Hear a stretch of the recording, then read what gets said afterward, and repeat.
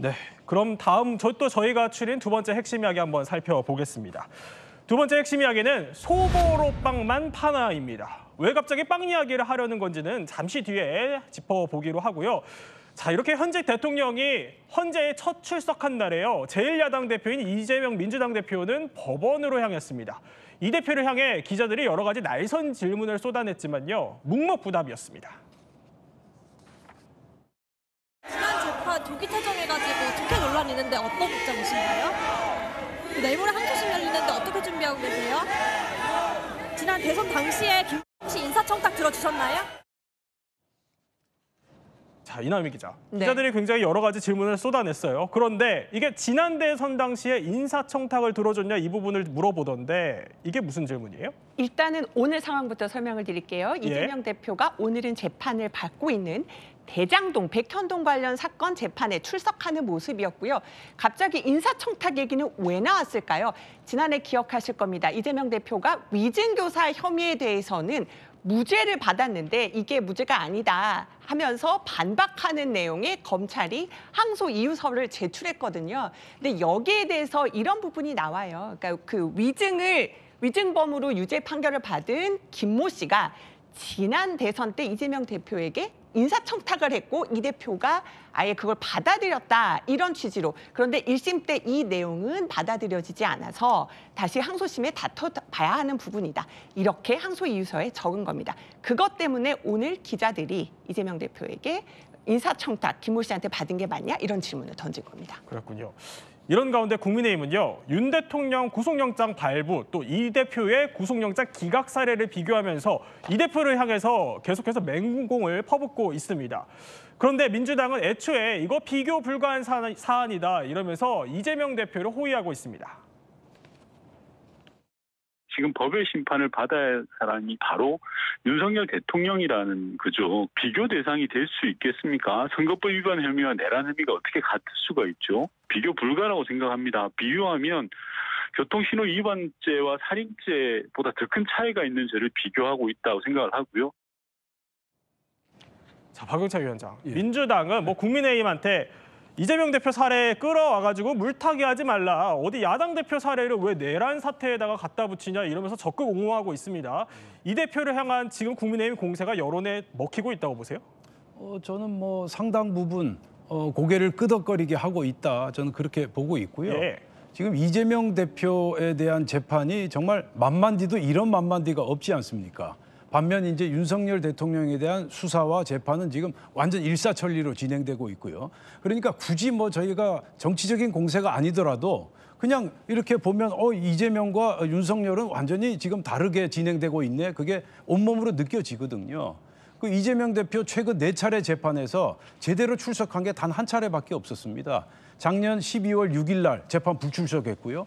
그리고 지난 1월 6일 날 거기에는 또 재판 조퇴했고 네. 또 1월 10일 날 재판에서도 또 1분간 오후에 재판 출석했다가 본회의 핑계로 조퇴하지 않았습니까? 그래서 재판 조퇴라는 그러한 이제 신조어까지 지금 생겨나고 있는 이런 상황인데 반면 윤석열 대통령에 대해서는 지금 입에 단내가 나도록 일주일에 2번 탄핵 심판 나가야 되고 또 공수처에서 지금 강제 구인까지 시도하고 있지 않습니까? 그래서 이렇게 너무 극명하게 대조가 되는 이러한 상황을 만들어서 되겠는가?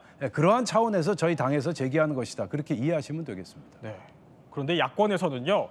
이 내란죄를 저지른 대통령은 사형까지 가능하다 이렇게 주장을 해왔죠. 그러자 여권에서는 여기에 대해서 이재명 대표도 무기징역 가능한 혐의다 이렇게 반박했습니다. 무슨 얘기인지 들어볼까요?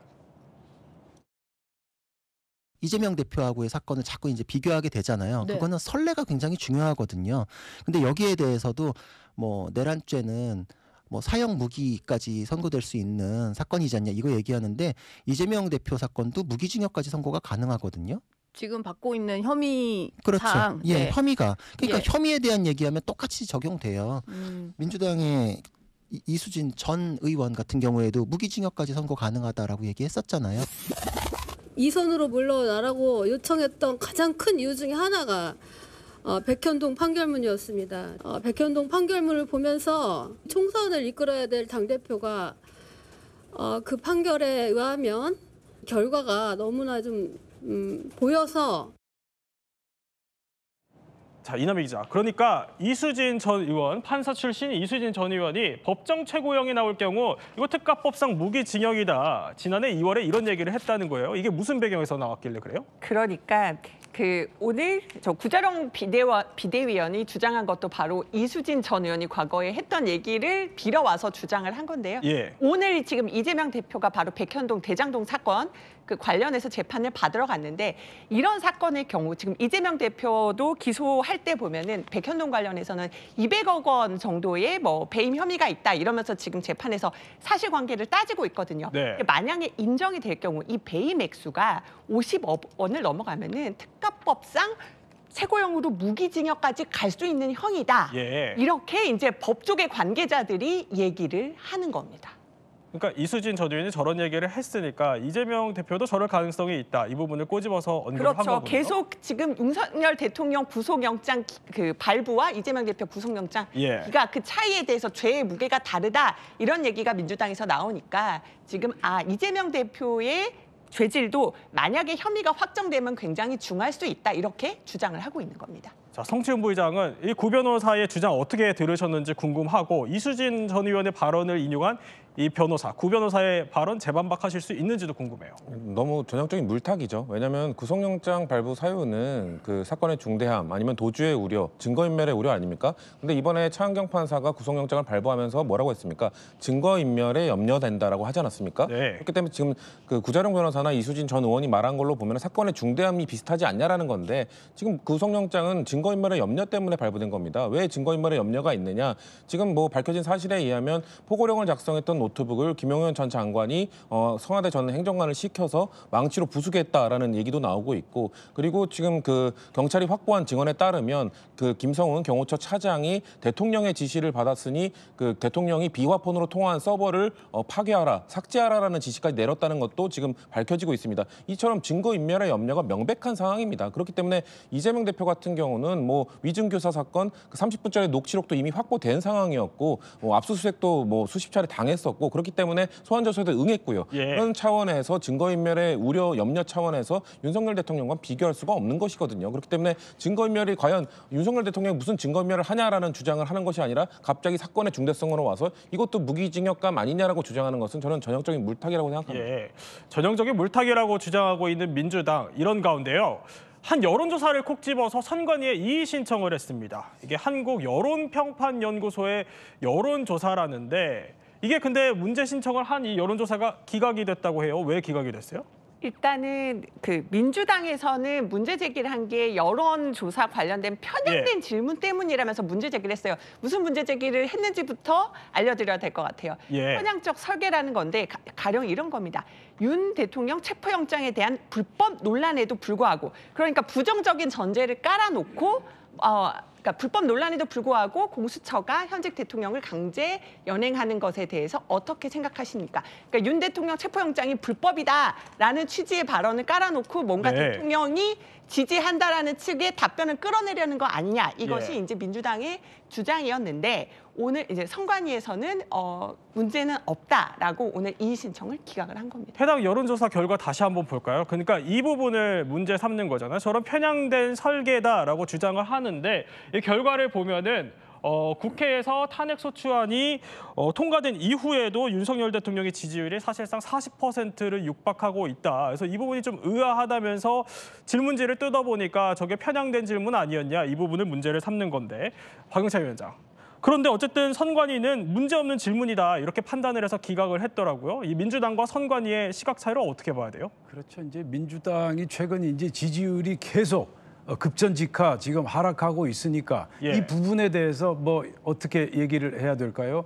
종로에서 뺨 맞고 뭐 엉뚱하게 한강에서 화풀이 하는 거 아니냐 뭐 그런 식으로 비유하는 게 적절할는지는 모르겠지만 어찌됐든 지금 지지율이 급락한 상태에서 지금 저런 문제를 제기하고 있다는 것이죠. 그래서 이 여론조사는 지금 민주당에서 여론조사 개선 특위를 지금 구성하고 있다는데 이 자체에 대해서는 이론적으로 저는 찬성합니다. 여론조사는 정확해야 됩니다. 그리고 한 점, 오차나 의혹이 없어야 된다. 그 점에서는 동의하고 있지만 문제는 타이밍이죠. 바로 이 시점에 민주당에 대한 각종 여론조사가 지금 굉장한 악재로 작용하고 있는 이 시점에서 문제를 제기하고 마치 이제 카톡 계엄, 카톡 검열처럼 지금 여론조사 기관을 겁박하는 것처럼 느껴지고 있다는 점. 이 점이 이제 가장 큰 문제점이라고 생각하고 있고요. 그래서 지금 민주당도 여러 가지 사정에 대해서는 저도 이해는 하겠지만 그러나 한 수 한 수 두는 여러 가지 정치적 행보에 대해서 좀 조심해야 되지 않나 저는 그렇게 생각하고 있습니다. 네, 저희가 이 시각 헌법재판소 영상 다시 한번 보여드리고 있습니다. 아직 대통령은 헌법재판소에서 이동하지 않은 상태고요. 지금 일부 인파가 보이긴 하지만 별다른 움직임이 없는 걸로 봐서는 조금 더 시간이 걸릴 것 같습니다. 구치소로 향한다는 소식이 들어오는 대로 저희가 다시 한번 짚어드리도록 하겠습니다. 성채윤 부의장, 그런데 이렇게 주장을 하시는 겁니다. 그러니까 여권에서는 뭐 민주당에 대한 불리한 여론조사가 나오니까 이거 입맛대로 그때만 또 대응하는 거 아니냐 이런 비판을 하셨는데 일단 기각에 대한 민주당 내 반응도 궁금하고 여기에 대해서 반박하실 것도 있으실 것 같아요. 일단 기각이 나오기 전에 이미 당내에서는 전체적인 흐름이 좀 바뀌고 있는 걸 인정해야 된다라는 얘기가 많이 나왔습니다. 왜냐하면 지금 이 보수가 과하게 결집하고 있는 것도 있긴 하지만 어쨌든 여론의 흐름이 바뀌고 있는 건 사실이거든요. 우리가 지금 문제 제기를 한 여론조사뿐만 아니라 다양한 여론조사에서 다 비슷한 흐름들이 나왔습니다. 그렇기 때문에 근데 사실 이런 여론조사 빠르게 보수가 이렇게 결집하고 뭔가 다음 혹시나 있을 조기 대선을 준비하기 위한 결집의 모습을 보이는 것이 우리가 모두가 예측 못하게 빠르게 변화한 것이거든요. 사실 그렇기 때문에 국민의힘도 이렇게 변화된 여론조사를 처음 봤을 때 아직 왜 이렇게 빠르게 변했는지는 우리도 조사 중에 있다. 뭐 이런 김용태 전 비대위원의 이야기도 있었거든요. 이런 것처럼 첫 번째 여론조사였습니다. 이렇게 변화된 여론을 보여주는 첫 번째 여론조사였기 때문에 민주당에서도 이런 편향된 설문 때문에 그런 거 아닐까라고 생각을 해서 이의 제기를 했던 건데 그 이후에 사실 기각 판정 나오기 전에 다른 여론조사의 흐름도 비슷하다는 걸 저희도 인지를 했기 때문에 이거는 단순히 여론조사의 편향성뿐만 아니라 전체적인 흐름이 변한 것이니까 우리가 어떤 것을 잘못했는지를 좀 돌아보자라는 의견이 좀 많이 나오고 있는 상황이었습니다. 이런 상황에서 민주당 내 민심도 사실 심상치 않은 것 같아요. 임종석 대통령 비서실장, 전 대통령 비서실장 친문계 핵심인데 SNS에 이런 글을 올렸어요. 이재명 대표 한 사람만 바라보며 당내 민주주의가 숨을 죽인 지금의 민주당은 과연 국민 신뢰를 얻을 수 있나? 어떤 배경에서 올렸죠?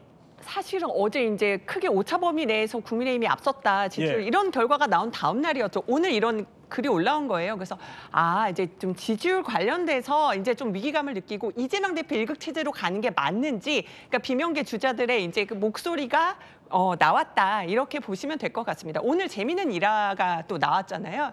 자, 윤 대통령이 체포영장 발부된 지난 15일입니다. 이제 우원식 국회의장이 이제 원내지도부 할 때 했던 인사들이 다 모였어요. 여기서 물론 지금 개혁신당이 있겠지만 민주당에 있었던 조응천 전 의원이 이런 얘기를 했어요. 우리 진영이 소보루빵 한 가지만 팔란 법이냐?